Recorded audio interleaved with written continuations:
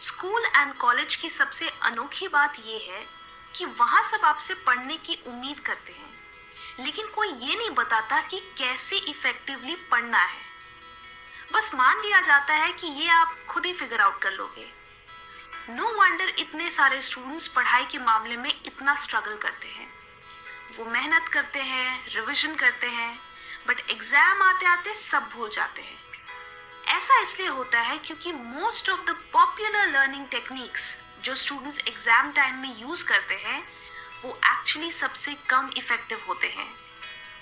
आज की इस वीडियो में मैं आपको दो ऐसे स्टडी टेक्निक से इंट्रोड्यूस करूंगी जो नंबर 1 हाईली इफेक्टिव है क्योंकि ये साइंटिफिकली प्रूवन है, नंबर 2 इससे आपको इंफॉर्मेशन लंबे समय तक याद रहेगी, एंड नंबर 3 कि इससे आपके मार्क्स सिग्निफिकेंटली इंप्रूव होंगे। तो पहली टेक्निक है एक्टिव रिकॉल। इसे समझने के लिए लेट्स अंडरस्टैंड दिस। मेरा आपसे एक सिंपल सा सवाल है, क्या आप 100 रुपए के नोट को बिना देखे ड्रॉ कर सकते हो? शायद नहीं। दिस शोज कि सिर्फ रीडिंग या रेपिटेशन से चीजें याद नहीं होती। मेजॉरिटी स्टूडेंट्स क्या गलती करते हैं? आप क्लासरूम में बैठते हो, इंफॉर्मेशन सुनते हो, फिर घर जाते हो, बुक रीड करते हो, करते रहते हो जब तक कि आपको वो इंफॉर्मेशन याद नहीं हो जाए। ये पैसिव लर्निंग है, यानी आप नॉलेज को बिना किसी एफर्ट के एक्वायर कर रहे हो। यही आपकी सबसे बड़ी गलती है। एक्टिव रिकॉल में आप इंफॉर्मेशन को रीड करने के बाद अपनी अंडरस्टैंडिंग को टेस्ट करते हो, यानी आप उस इंफॉर्मेशन को अपनी मेमोरी से रिकॉल करते हो कि इस पर्टिकुलर पैराग्राफ या टॉपिक से मुझे क्या सीखने को मिला। ये टेक्निक इस प्रिंसिपल पर बेस्ड है कि किसी भी चीज को याद करने के लिए आपको अपने ब्रेन को स्टिम्युलेट करना होगा। जब आप खुद से क्वेश्चंस पूछते हो तो आपके ब्रेन को आंसर याद करने के लिए एफर्ट लगाना पड़ता है, जिससे वो स्टिम्युलेट होता है। अब जितना ज्यादा ब्रेन पावर उसे याद करने में लगाओगे उतने ही अच्छे से वो इंफॉर्मेशन आपके ब्रेन में एनकोड होगी। जस्ट लाइक जब आप एक्सरसाइज करते हैं तो हैवी वेट्स लिफ्ट करने से ही आपके मसल्स बनते हैं। इन द सेम वे आप इंफॉर्मेशन को याद करने में जितना ज्यादा एफर्ट लगाओगे वो इंफॉर्मेशन उतने ही अच्छे से आपके ब्रेन में सेव होगी। सो एक्टिव रिकॉल करते कैसे हैं? बेसिकली टॉपिक को रीड करने के बाद आप बुक को बंद करके उसी इंफॉर्मेशन को खुद को एक्सप्लेन करने की कोशिश करो।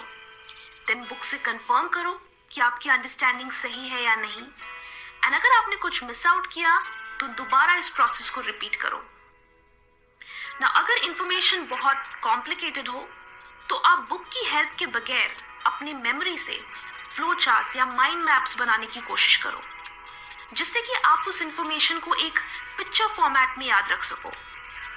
जब आप माइंड मैप्स बनाते हो तो वो एक पजल की तरह बन जाता है, क्योंकि मोस्टली बहुत सारे पॉइंट्स इंटरलिंक्ड होते हैं। तो अगर आप कुछ भी मिस आउट करते हो तो इंटरकनेक्टेड लिंक से आप उसे रिकॉल कर सकते हो।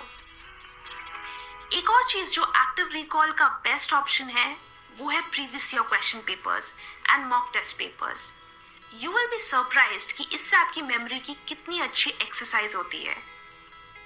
अब कुछ दिन बाद जब आप उसी टॉपिक को रिवाइज करोगे then you will feel like कि मुझे तो कुछ याद ही नहीं, और आप फिर से बुक को रीड करना चाहोगे। एंड ये ही मिस्टेक 99% स्टूडेंट्स कमिट करते हैं। सही तरीका ये है कि आप सिर्फ टॉपिक को देखकर उसे रिकॉल करो, खुद से क्वेश्चंस करो, एंड देन मटेरियल रेफर करो कि आपने एग्जैक्टली क्या मिस आउट किया। हर बार इस तरह रिवाइज करने से वो इंफॉर्मेशन ओवर टाइम आपकी शॉर्ट टर्म मेमोरी से लॉन्ग टर्म मेमोरी में ट्रांसफर हो जाएगी। अनदर टेक्निक जो आप एक्टिव रिकॉल के साथ कंबाइन कर सकते हो वो है the spaced repetition technique.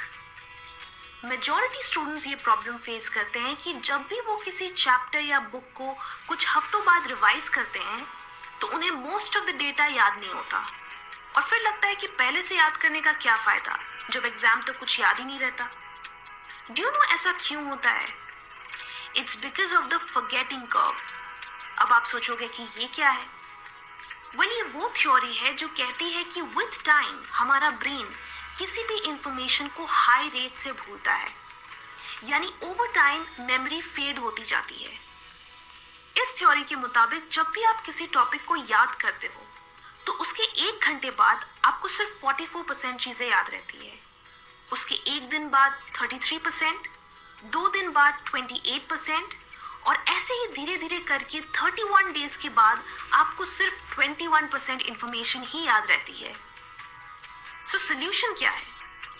Solution ये है कि आप जितनी बार इस फॉरगेटिंग कर्व को इंटरप्ट करोगे आपको उस चीज को भूलने में और भी ज्यादा टाइम लगेगा। लेट्स से कि आज आपने बायोलॉजी में नर्वस सिस्टम पढ़ा, देन आप इसे कल रिवाइज करो।